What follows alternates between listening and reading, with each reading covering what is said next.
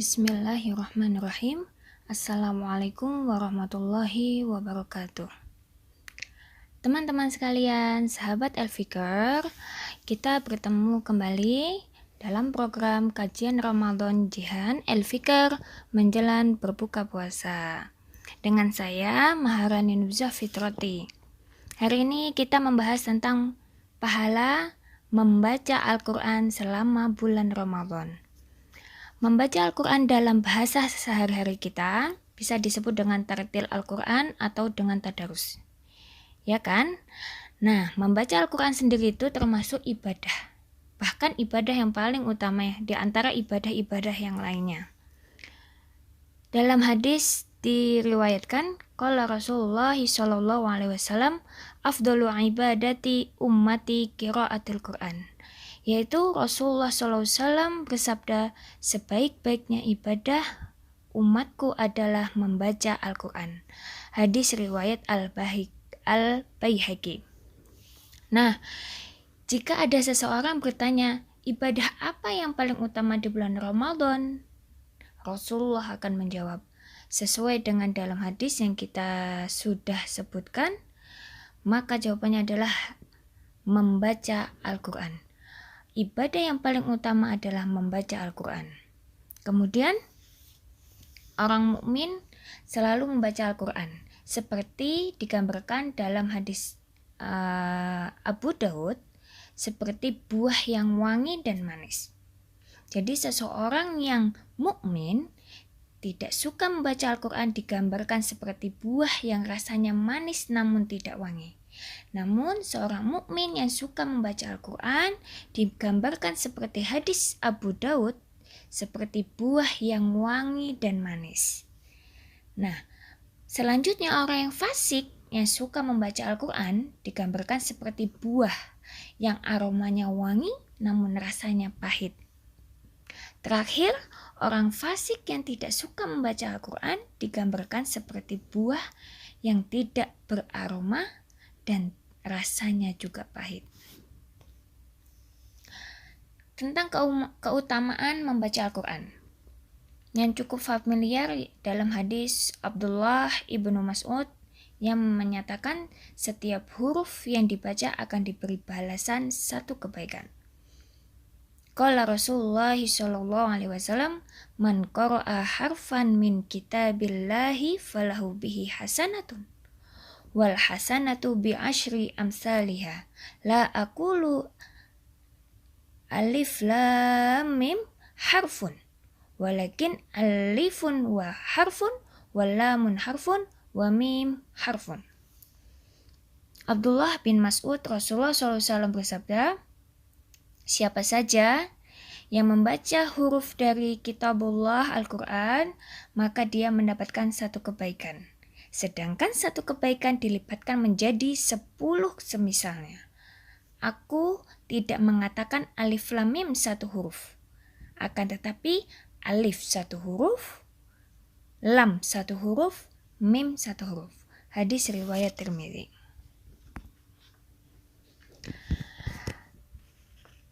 Jadi teman-teman sekalian, menurut hadis yang tersebut dijelaskan bahwa huruf yang dibaca pada hari sebelum Ramadan tidak sama seperti apa yang sudah dibaca ketika dalam bulan Ramadan. Maka pahalanya setiap hurufnya di hari biasa mendapatkan satu kebaikan. Sedangkan satu kebaikan dilipatkan kepada memiliki 10 pahala. Jadi satu kebaikan memiliki 10 pahala. Jadi ketika kita membaca alif lam mim, kita itu sudah mendapatkan 10 kebaikan dikali 3. Karena alif lam mim ini 3 huruf maka menjadi 30 kebaikan.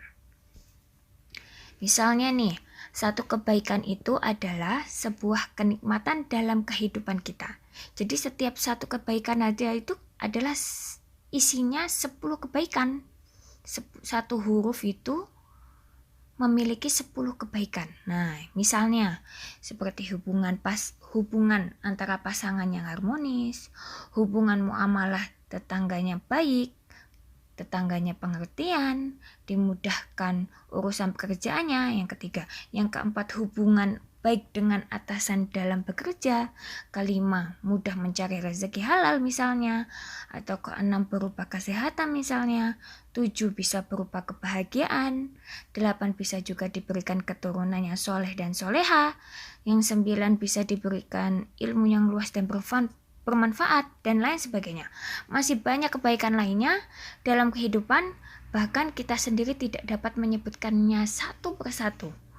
Tidak akan sanggup. Ini adalah contoh kebaikan dalam satu huruf yang isinya 10 kebaikan dalam kehidupan. Bayangkan saja bagaimana kita membaca alif lam mim. Itu ada 3 huruf yang memiliki 30 kebaikan. Masya Allah. Nah, tetapi jangan merasa qanaah teman-teman. Maka misalnya hanya membaca, kita qanaah nih, bacanya berarti cukuplah, aku butuh hanya 10 pahala aja, 10 kebaikan aja. Jadi aku hari ini membaca huruf nun atau qaf atau shad saja. Ini bukan seperti itu teman-teman. Allah memerintahkan membaca Al-Quran dengan diberikan pahala yang sangat melimpah. Berarti artinya maknanya kita harus lebih semangat lagi memperbanyak membaca Al-Quran, bukan sebaliknya. Apalagi di bulan suci Ramadan ini. Mengapa di bulan Ramadan sangat dianjurkan untuk sering membaca Al-Quran?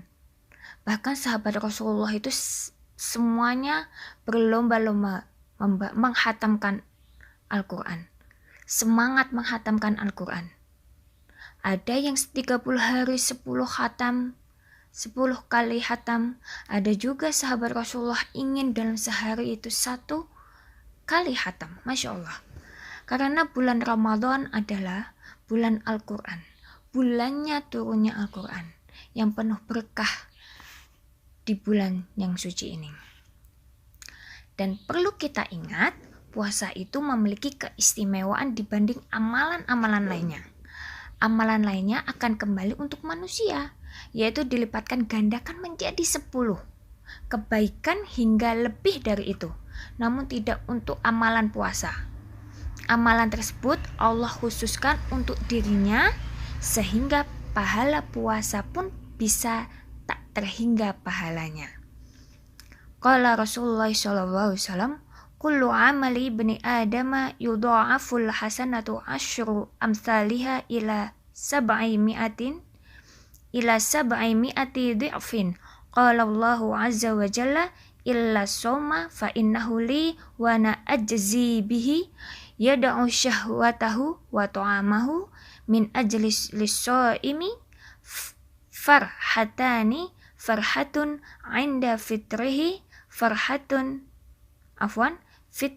wa farhatun 'inda liqa'i rabbih wal khulufu fihi atyabu 'indallahi min rihil misk. Setiap amalan kebaikan yang dilakukan oleh manusia akan dilipat gandakan dengan 10 kebaikan yang semisalnya, hingga 700 kali lipat. Allah Ta'ala berfirman, yakni kecuali amalan puasa. Amalan puasa tersebut untukku. Jadi amalan puasa tersebut hanyalah untuk Allah. Aku sendiri yang akan membalasnya, disebabkan dia telah meninggalkan syahwat dan makanan karenaku. Bagi orang yang berpuasa akan mendapatkan 2 kebahagiaan, yaitu kebahagiaan ketika dia berbuka, kebahagiaan ketika berjumpa dengan Rabb-nya. Sungguh, bau mulut orang yang berpuasa lebih harum di sisi Allah dari bau minyak kasturi. Hadis riwayat Bukhari nomor 1904, 5927, dan hadis riwayat Muslim nomor 1151. Dalam ayat ini Rasulullah menyampaikan kebaikan yang dilakukan karena Allah. Jadi semua ibadah yang kita lakukan itu hanya niatan lillahi ta'ala. maka akan berlaku hukum ini. Tetapi jika kita melakukan kebaikan namun bukan niatan karena Allah, maka tidak berlaku hukum ini. Dalam kalimat kullu amali ibni adam yudha'aful hasanatu asyru amsalihha, maka setiap kebaikan yang dikerjakan saat puasa seperti sedekahnya, infaknya, Al-Qur'annya, maka menjadi 10 kali lipat dibanding hari biasa. Wa ana ajzi bihi, yaitu Allah yang menentukan atas pahala atas kebaikannya yang dia lakukan. Ketika kita membaca Al-Quran dalam Alif Lam Mim 3 huruf ini, maka ada 30 kebaikan. Jadi khusus seseorang yang membaca pada bulan Ramadan dan dia seorang mukmin yang soleh berpuasa penuh, maka akan bertambahnya dikali 10 kebaikan. Maka menjadi 30 dikali 10, yaitu 300 kebaikan. Maka satu hurufnya dalam Ramadan itu adalah 100 kebaikan. Masya Allah. Maka ayo kita memperbanyak membaca Al-Quran khusus di bulan suci Ramadan ini. Ada hadis tentang membaca Al-Quran juga. An Abi Umamah radhiyallahu anhu qala sami'tu Rasulullah sallallahu alaihi wasallam yaqul iqra'ul Qur'ana fa innahu ya'ti yaumil qiyamati syafi'an li ashabihi, rawahu Muslim. Dari Abu Umamah radhiyallahu anhu, aku mendengar Rasulullah sallallahu alaihi wasallam bersabda, bacalah Al-Qur'an, karena sesungguhnya ia akan menjadi syafaat bagi para pembacanya di hari akhir, di hari kiamat. Hadis riwayat Muslim. Yang menolong kita di hari kiamat bukanlah kedua orang tua kita, bukanlah seseorang siapa yang dekat dengan kita, bahkan bukanlah pasangan kita. Semua mereka akan meninggalkan kita. Apalagi ketika sudah dimasukkan ke dalam liang kubur, maka mereka semua akan sibuk dengan kegiatan mereka. Kita akan ditinggal. Maka siapa ya Rasulullah yang akan menemani kita di dalam alam kubur? Di alam kubur nanti yang menemani kita adalah Al-Quran. Dia sahabat sejati, teman-teman. Dia Al-Quran yang menemani kita di dunia, di akhirat, dan dia yang mengantarkan kita sampai surganya. Barakallahu fikum. Selamat berbuka puasa teman-teman sekalian. Terima kasih Jihan El-Fikr. Semoga bermanfaat. Subhanakallahumma wa bihamdika asyhadu an la ilaha illa anta astaghfiruka wa atubu ilaik. Akhirul kalam. Wassalamualaikum warahmatullahi wabarakatuh.